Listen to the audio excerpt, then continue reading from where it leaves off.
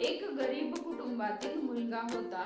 या मुलाने भरपूर असा अभ्यास केला आणि त्याला योग्य अशी नोकरी लागली. आता काही दिवसानंतर त्याची परिस्थिती बदलायला सुरुवात झाली.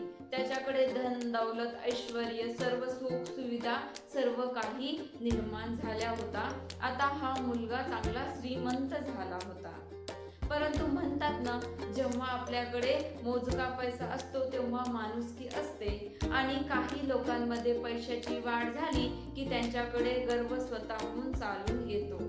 अगदी त्याच प्रकारे या मुलाला गर्व झाला की जे काही कमवले ते माझ्या एकट्यामुळे आहे, ही श्रीमंती माझ्या एकट्याचीच आहे.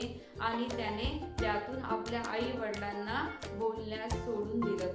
त्यांना बोलण्याची लाज वाटत होती. त्याला त्यांच्या सोबत राहण्यामध्ये कमीपणा वाटू लागला. एके दिवशी हा मुलगा देव दर्शनासाठी देवाच्या मंदिरात गेला. त्याने दर्शन घेतले आणि तिथे असलेल्या दिव्याकडे पाहिले. तर तो त्या दिव्याला म्हणतो, तुझं आणि माझं सारखंच आहे.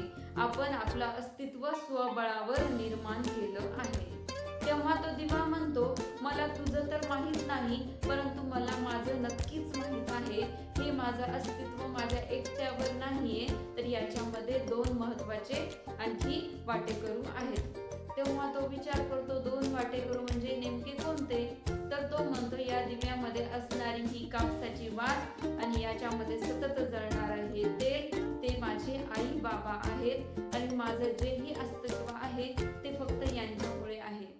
मुलाला त्याच्या वागणुकीवर खूप पश्चाताप होतो आणि तो घरी जाऊन आपल्या आई वडिलांकडे क्षमा मागतो. त्याच्या